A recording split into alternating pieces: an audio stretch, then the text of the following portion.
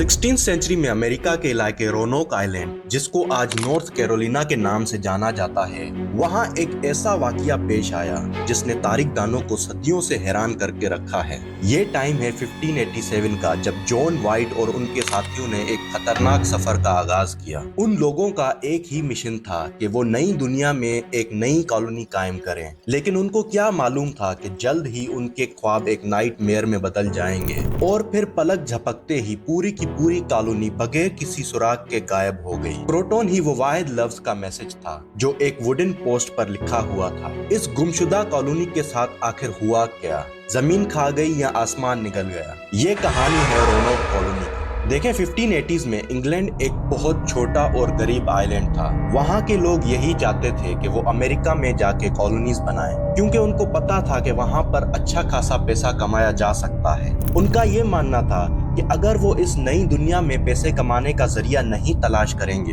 तो वो अपने दुश्मनों से काफी पीछे रह जाएंगे। 1587 में जॉन वाइट नामी एक अंग्रेज नक्शा साज को दूर दराज आइलैंड पर एक नई कॉलोनी तलाश करने का काम दिया गया था। 2 माह के मुश्किल सफर के बाद जॉन वाइट और उनके 117 साथी रोनोक आइलैंड पर जा पहुंचे। जिन लोगों ने इस बदकिस्मत महम पर आने का फैसला किया वो लंदन के मिडिल क्लास लोग थे, इसलिए वो नई जमीनें तलाश करने के ख्वाहिशमंद थे। लेकिन उनको ये मालूम था कि उनको कामयाब होने के लिए मजीद सामान और लोगों की जरूरत है। इसलिए जॉन वाइट ने इंग्लैंड वापस जाने का फैसला किया ताकि वो जरूरी सामान और लोग हासिल कर सके। 25 अगस्त 1587 के दिन रोनोक आइलैंड पर पहुंचने के सिर्फ 3 मंथ बाद जॉन वाइट इंग्लैंड के लिए रवाना हुए।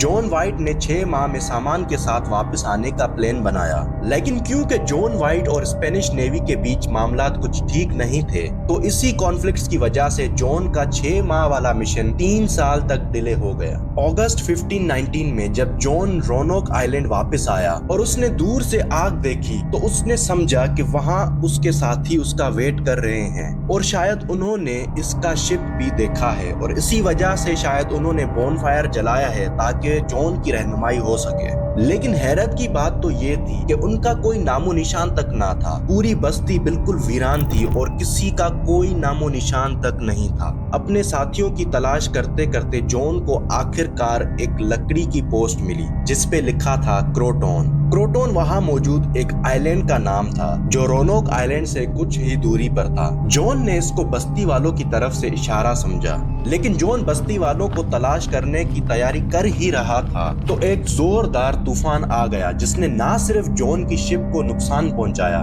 बल्कि उसको वापस इंग्लैंड जाने पर मजबूर कर दिया। बदकिस्मती से जॉन खोए हुए बस्ती वालों की तलाश के लिए फिर कभी रोनोक आइलैंड पर वापस ना जा सका। लेकिन रिसेंट ईयर्स में आर्कियोलॉजिस्ट्स ने इस 400 साल पुरानी मिस्ट्री को सॉल्व करने के लिए एविडेंस ढूंढना शुरू कर दिए। उन्होंने क्रोटोन आइलैंड पे खुदाई की जहां जॉन वाइट बस्ती वालों को तलाश करने के लिए जाना चाह रहा था।